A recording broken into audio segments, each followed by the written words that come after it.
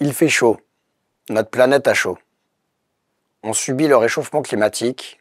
La température de notre planète a augmenté de 1,5 à 2 degrés Celsius par rapport à il y a un siècle. Et ce n'est pas bien, du tout.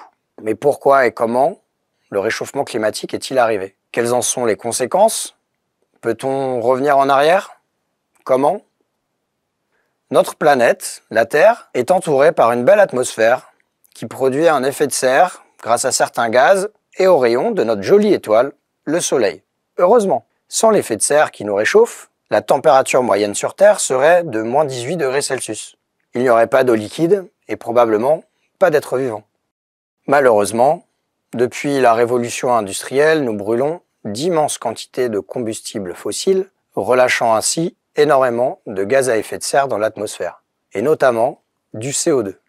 Cela induit une augmentation de l'effet de serre et donc de la température de notre planète. Ce réchauffement induit un dérèglement du climat et une augmentation de la puissance et de la fréquence d'événements météorologiques extrêmes tels que les cyclones, les sécheresses ou encore les inondations. La fonte des icebergs au pôle et celle des glaciers dans les montagnes est une autre conséquence du réchauffement et cause l'augmentation du niveau des océans ou encore la destruction de certains écosystèmes.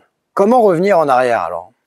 Comment respecter les objectifs que nous nous sommes fixés lors des accords de Paris? Pour réduire la concentration du CO2 dans l'atmosphère, il faut d'abord réduire drastiquement la quantité de CO2 émise. Mais il faut aussi arriver à retirer l'excédent de CO2 qui a déjà été relâché dans l'air et qui se trouve aussi dans les océans.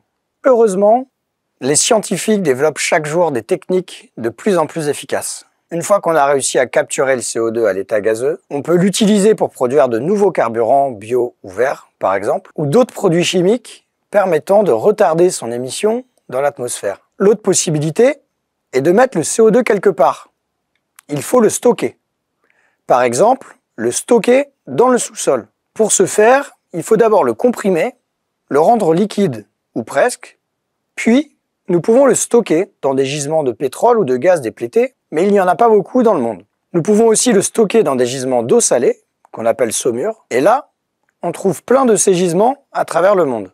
Ils se situent en profondeur, à plus de 1000 mètres au-dessus de nos pieds, mais aussi sous les océans, ce qu'on appelle offshore. Heureusement, à l'UPPA, plusieurs équipes travaillent sur ces solutions pour mener à bien la transition énergétique et pour améliorer notre environnement.